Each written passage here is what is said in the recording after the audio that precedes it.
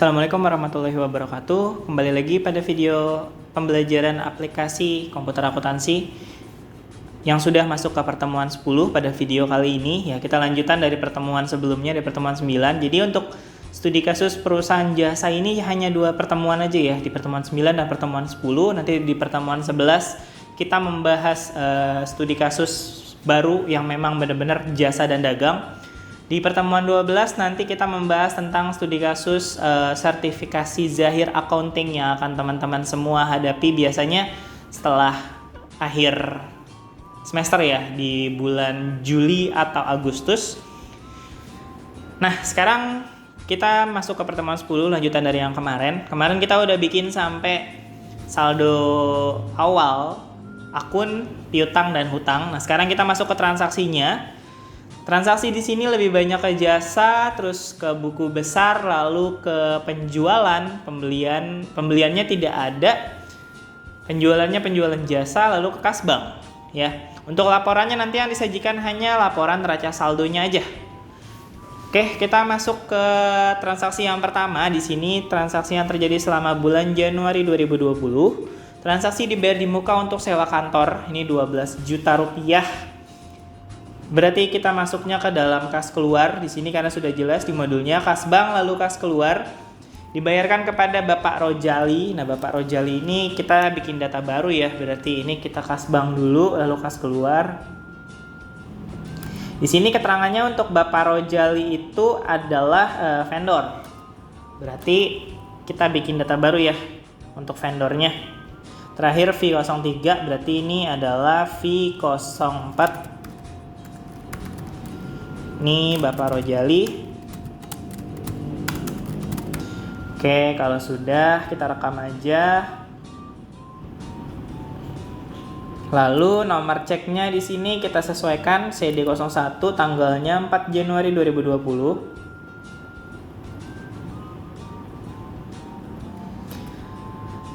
Ini pembayaran di muka untuk sewa kantor.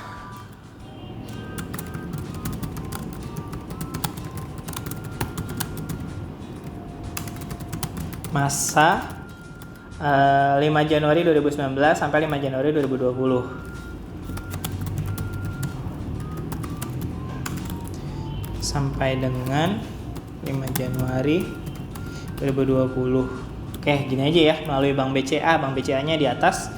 Terus akunnya di sini adalah kita lihat di bawah sewa dibayar di muka, sudah pasti. Nah, ini sewa dibayar di muka, ini 12 juta. Sebesarnya jangan lupa diisi. Nah, kalau udah seperti ini semua bisa langsung kita rekam karena sudah selesai semua untuk inputan dari postingan transaksi yang pertama. Kita rekam aja. Lalu transaksi yang kedua di sini adalah pembayaran piutang tapi hanya sebagian. Pembayaran piutang dari Harum Manis Wedding, berarti kas bertambah di debit, akun lawannya adalah piutang dagang yang berkurang di kredit. Untuk mencatat transaksinya adalah penjualan pembayaran piutang. Nah, ini kita tutup aja, penjualan pembayaran piutang. Ini diterimanya sebanyak 3.500.000, berarti sudah pasti pakai bank ya. Dari Harum Manis di sini untuk ininya tanggalnya 05/01/2020. Terus ini pembayaran piutang sebagian atas faktur invoice. Gini, nomor invoice-nya tinggal kita pilih. Ini nominalnya 3,5 juta. Sebesarnya jangan lupa ya. Ini nggak pakai giro, berarti langsung saja begitu sudah selesai postingannya sama seperti ini tinggal kita rekam. Udah harusnya sih teman-teman udah mulai lancar ya, terutama kayak misalkan kas masuk, kas keluar, pembayaran piutang, pembayaran utang itu prosesnya gitu-gitu doang. Paling yang ribet hanya transaksi pembelian atau penjualan ya, yang karena membutuh data inputannya banyak. Nah, terus transaksi 3 ini pembayaran hutang, berarti kita pindah lagi ke pembelian, pembayaran hutangnya. Di sini pembayaran hutangnya sebanyak 1.200.000 dari si PT Chloe. Ini CD02 tanggalnya masih 5 Januari. Ini pembayaran hutang atas faktur INV 003.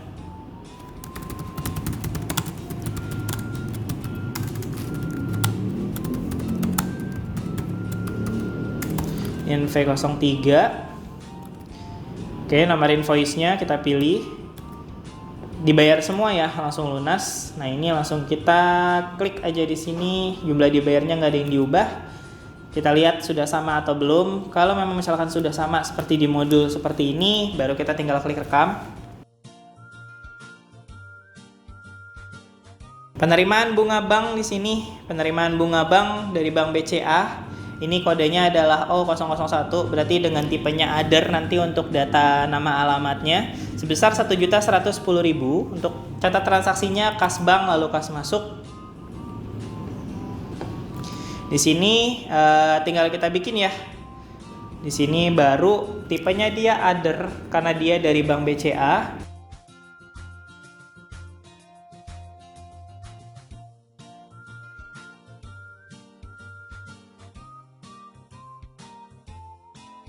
Oke, kodenya di sini adalah pendapatan bunga dari bank. Ini bisa kita ubah aja nama akunnya di sini, atau bisa kita bikin baru sih, terserah ya.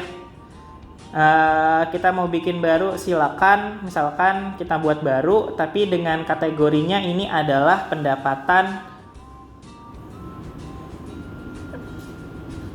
lain, bukan pendapatan usaha. Nah di sini pendapatan bunga bank misalkan ya. Pendapatan bunga dari bank atau pendapatan bunga bank bebas, atau biasanya sih pendapatan bunga bank aja. Nah kayak gini aja berarti nggak sama kayak gini juga nggak masalah ya, yang penting nama akunnya sama gitu, pendapatan bunga dari bank atau pendapatan bunga bank, bebas aja. Untuk nomor akunnya di sini 490. Nah ini kita bikin baru gitu ya, karena pas saya ubah modulnya itu saya menggunakan akun pendapatan lain yang saya ubah. Tapi setelah saya ubah akun pendapatan lain, itu berpengaruhnya nanti pada saat nanti di transaksi. Transaksi itu kita ganti-ganti akun karena ada beberapa transaksi penjualan yang kena biaya pengiriman. Nah, harusnya nanti yang pendapatan biaya pengiriman itu ngelinknya ke pendapatan lain. Nah, pendapatan lain itu nanti kita ganti aja jadi pendapatan angkut. Ya, makanya mungkin ada sedikit perbedaan kode nih. Ini nggak masalah. Di sini 1.110. Tanggalnya 7 Januari ya.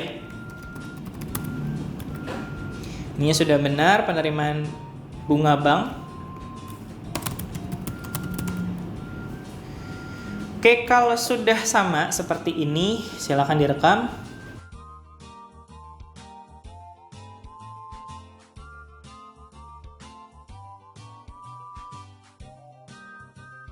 Nah, setelah itu di sini penyewaan secara tunai. Berarti kita masuknya ke dalam penjualan invoice.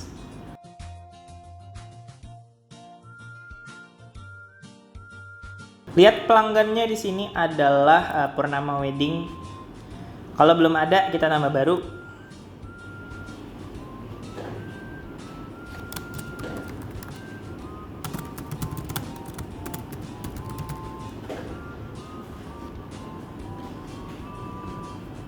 Nomor fakturnya di sini PJ190001. Tanggalnya 6 Januari. Ini tunai ya. Jadi tunainya jangan lupa di checklist.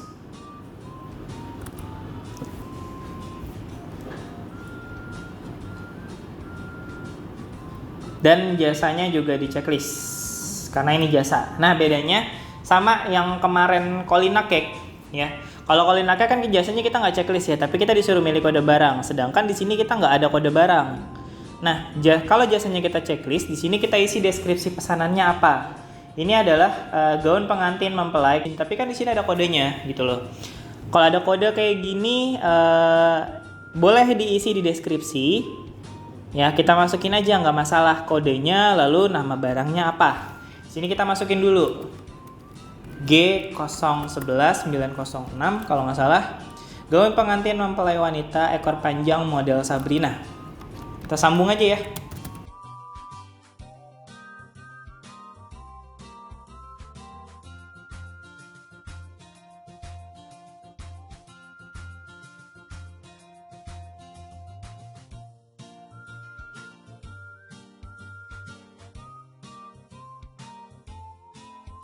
Kodenya di sini udah pasti masuknya ke dalam penjualan, tapi penjualannya di sini akunnya belum kita ubah. Ini kita ubah dulu jadi pendapatan sewa, pendapatan sewa busana, atau pendapatan jasa itu boleh. Yang penting nama akunnya kita lihat aja nanti di sini nih. Ini nggak ada nama akun ya, nanti kita ubah aja nama akunnya, menyesuaikan bebas mau penjualan busana, penjualan sewa busana, bebas mau pendapatan sewa busana, itu juga nggak masalah, sama aja. Kita ganti penjualan sewa busana, atau bisa kita samain kayak di laporan deh. Kita lihat dulu di laporannya di paling bawah. Di sini ada nama-nama akun ya di laporannya. Kita cek dulu, di sini adalah penjualan jasa sewa baju. Oke, kita samain aja biar sama. Oke, penjualan jasa sewa baju. Biar nanti sama laporan sama, teman-teman nggak bingung. Ini tinggal kita pilih, dikirimnya sebanyak 1, harganya 1 juta. Pajaknya kena PPN di sini. Untuk barang kedua ini juga sama, bisa kita copy aja. Sini. Ini akunnya juga sama, penjualan lagi.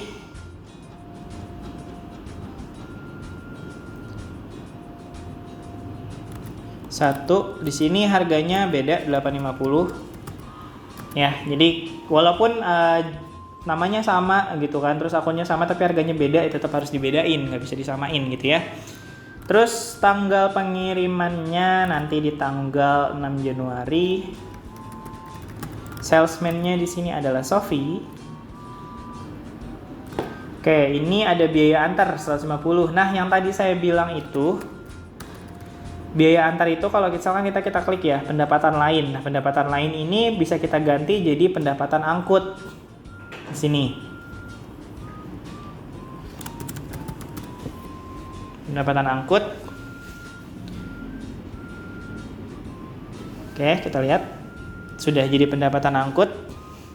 Nah, terus ini nominalnya 2.185.000. Oke, kalau memang misalkan sudah semuanya seperti ini, bisa langsung kita klik rekam karena ini udah selesai. Jangan lupa jasanya di checklist, tunainya di checklist. Ya, ini saya rekam. Lalu transaksi yang selanjutnya di sini pembelian secara tunai. Nah, ini pembelian ke PT SimSim Busana di sini. Pencatatan transaksi pembelian diasumsikan sebagai pembelian aktiva tetap dilakukan dalam modul buku besar dengan tahapan sebagai berikut. Kenapa kita ke buku besar? Karena kita nggak nyimpan stok.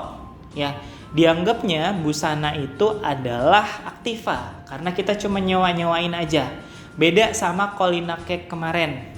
Colina Cake itu kalau misalkan jasanya kita nggak beli, kita cuman beli baju ya, bajunya kita sewain jadi aktiva tetap. Di sini kita beli baju ke supplier, ke vendor, nanti bajunya itu masuk ke aktiva tetap. Nah, itu yang bakal kita sewa-sewain bajunya sebagai pendapatan.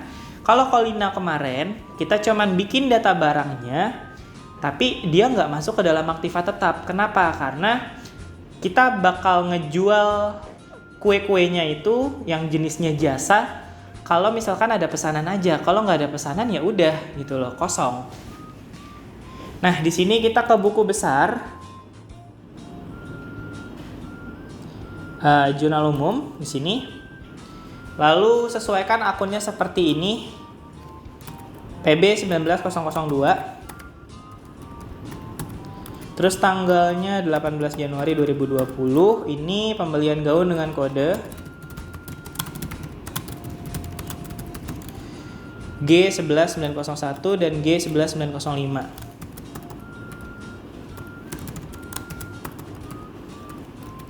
Untuk kodenya di sini adalah gaun. Gaun di sini belum ada ya untuk kodenya. Nah, ini kita bikin baru aja di sini keterangannya. Buat akun baru dengan kelompok harta tetap berwujud. Oke, kita buat baru dulu. Sini. Nah, ini udah limit ya. Kalau udah limit kayak gini berarti kita harus ganti nama akunnya. Oke, sekarang kita ganti. Sekiranya nggak kepake apa? Tanah. Sorry, ini tanahnya belum diganti. Kita edit dulu di sini. Jadi gaun. Harta tetap berwujud ya tadi kelompoknya. Kalau sudah rekam, kita pilih. Di sini totalnya 4,5 juta. Terus bawahnya Bank BCA karena dia belinya melalui Bank BCA. Pastikan balance-nya 0. Kalau sudah semuanya seperti ini, bisa kita klik rekam.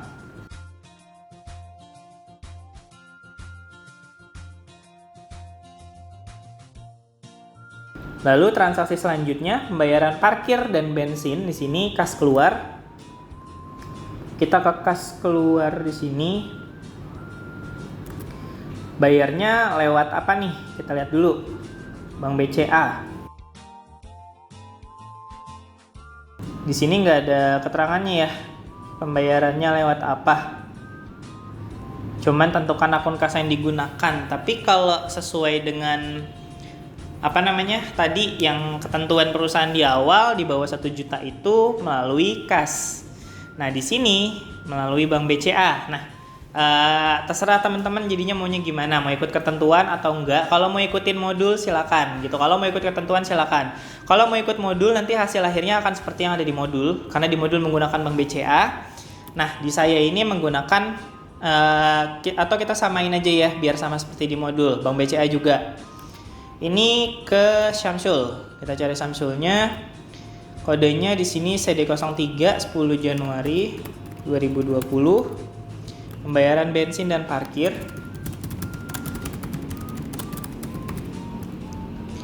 Ini kodenya beban bensin dan parkir. Kita cari aja dulu di bawah. Bisa kita ganti dari yang mana ya, terserah. Misalkan beban iklan, beban komisi. Samain aja sama nomor akunnya di sini. Berarti yang diganti beban komisinya. Ini adalah beban bensin dan parkir.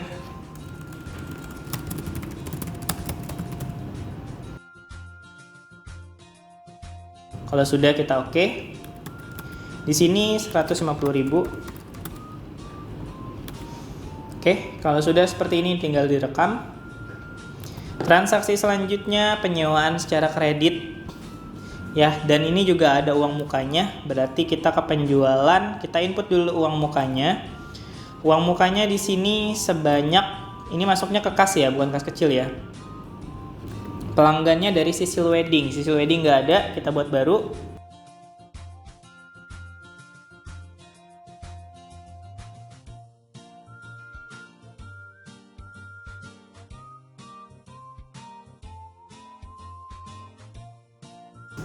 Oke, nama referensinya biarin. Ini 15 Januari 2020. Ini 690.000. Kalau sudah rekam, baru kita masuk ke invoice penjualan. Nah, kita lihat di sini invoice penjualannya dari Sisil Wedding. Nomor fakturnya PJ 19002. Di sini 15 Januari 2020. Jasanya aja, tunainya jangan di checklist. Deskripsi pesanannya ini kita lihat di sini ya. Gaun pengantin mempelai wanita tradisional Solo. G011 903.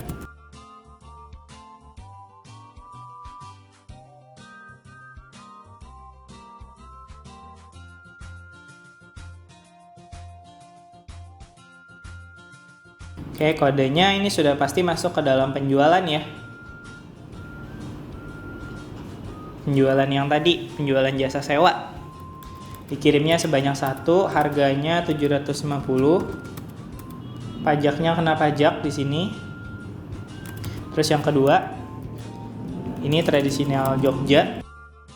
Dan nomor akunnya juga beda, 5 kalau nggak salah. Oke, harga pilih akunnya dulu. 1 di sini 650.000. PPN-nya kita pilih. Tanggal pengirimannya di sini adalah 15 Januari 2020. Salesman-nya adalah si Sofi. Terminnya kita punya di sini 10, 32 ya, karena 2/10 N/30. Oke, biaya lain-lainnya di sini ada karena biaya pengantaran. Ya, ini udah pasti masuk ke pendapatan angkut.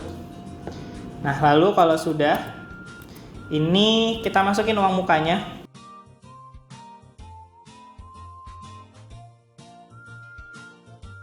Kita pilih yang ini, tadi uang mukanya.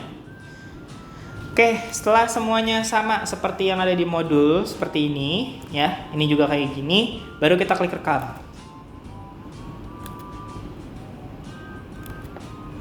Transaksi nomor 9, penyewaan secara tunai. Nah, ini sama kayak tadi ya, jasa tunai. Berarti kita masih di sini, nama pelanggannya adalah Saras Wedding. Saras nggak ada, berarti kita bikin baru lagi.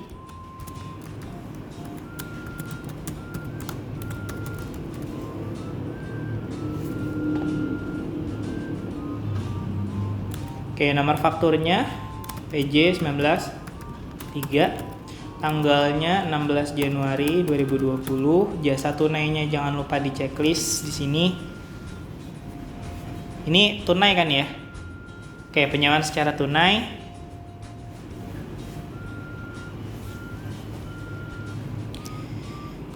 Ininya Sofi.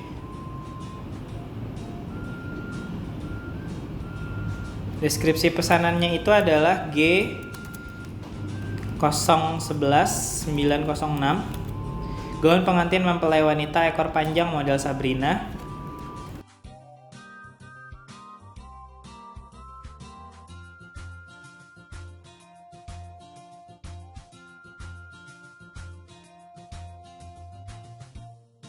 Kodenya sudah pasti ke yang tadi ya, penjualan jasa sewa.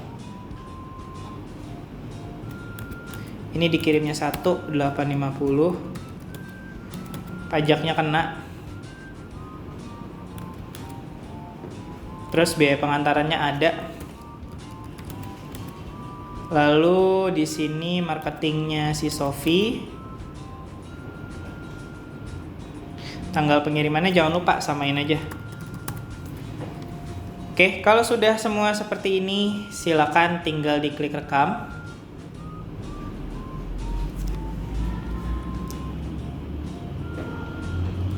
Terus transaksi selanjutnya di sini ada pembayaran listrik, air, dan kebersihan. Ini ke bukti kas keluar, berarti kita ke kas bank, kas keluar. Di sini melalui apa ya? Kita lihat dulu. Melalui kas. Ya harusnya sih tadi yang itu juga melalui kas ya. Yang mana pembayaran ke Samsul tadi yang biaya bensin parkir kalau nggak salah melalui kas. Nah, nanti terserah kita mau kita ganti atau enggak gitu ya. Ini melalui kas di sini. Penerimanya di sini adalah bagian operasional. Ini tanggalnya 20 Januari. Terus di sini pembayaran listrik, air, dan kebersihan bulan Januari tahun 2020.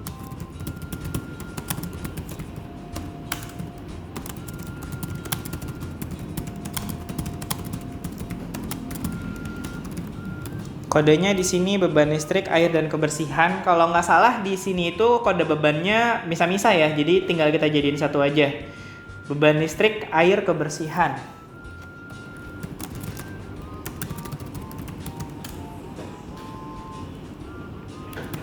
Ini 245.000. Kalau sudah seperti ini tinggal kita rekam. Nah, lalu ada stolen modal pemilik. Ini udah pasti ke kas masuk. Sebesar 70 juta udah pasti lewat Bank BCA. Di sini kita masukinnya dia ke employee ya.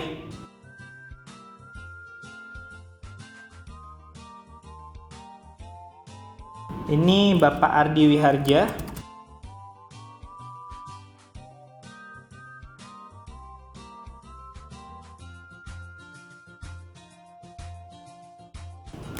Januari 2020. Setoran modal pemilik masuk ke Bank BCA.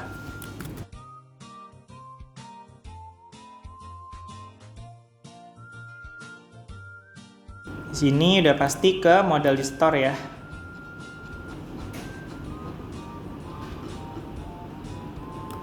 Sebesar 70 juta. Nah, kalau sudah seperti ini tinggal kita klik rekam. Oke, lalu di tanggal 12 bayar hutang kepada PT Pengantin Indonesia melalui giro.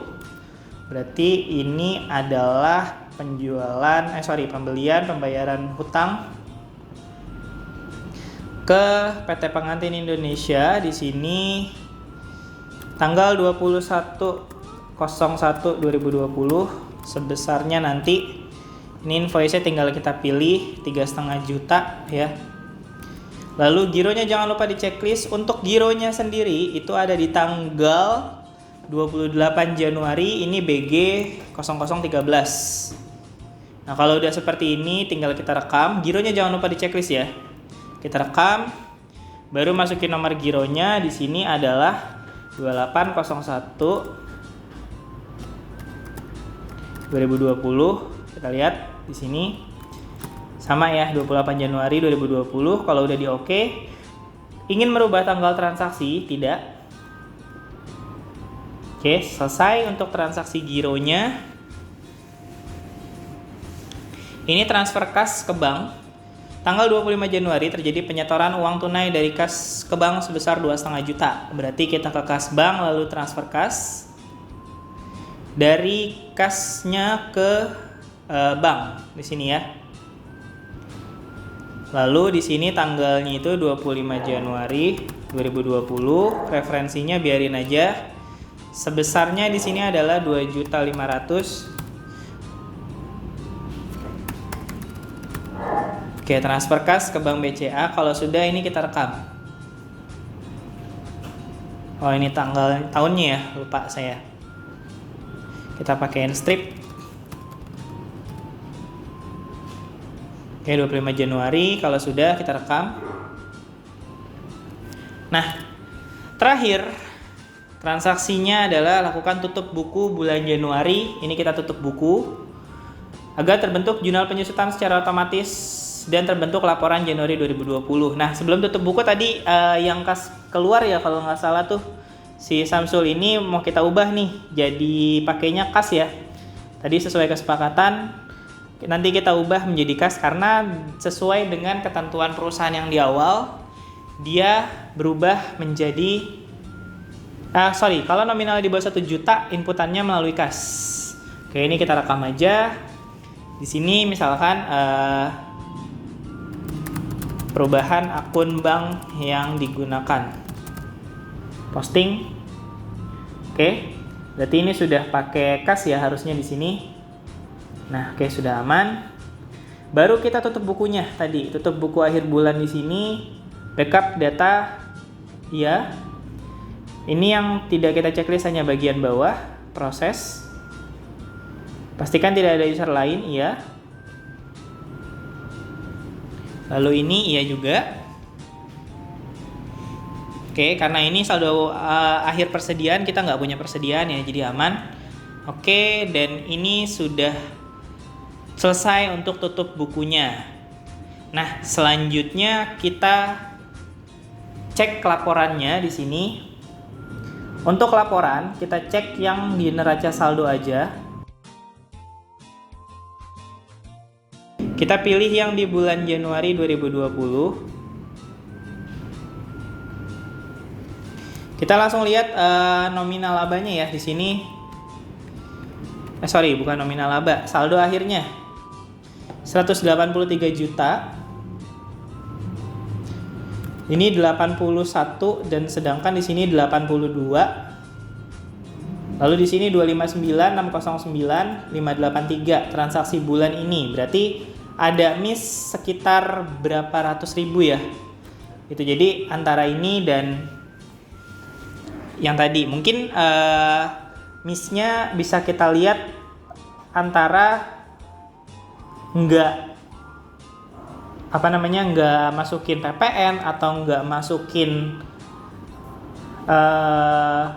biaya antar tadi ada yang kurang gitu. Jadi dari dua laporan ini bedanya udah ada gitu. Jadi Bedanya kalau yang di laporan yang di video ini, tadi transaksinya menggunakan kas ya untuk yang di bawah 1 juta. Sedangkan kalau sesuai dengan modul itu tadi yang si Bapak Samsul, yang bensin dan parkir, itu menggunakan Bank BCA. Nah, tinggal teman-teman ikutin aja step by stepnya, lalu lihat laporannya sinkronnya sama yang mana. Untuk saldo akhir udah pasti sama, saldo awalnya itu udah pasti sama, paling bedanya hanya di transaksi bulannya aja.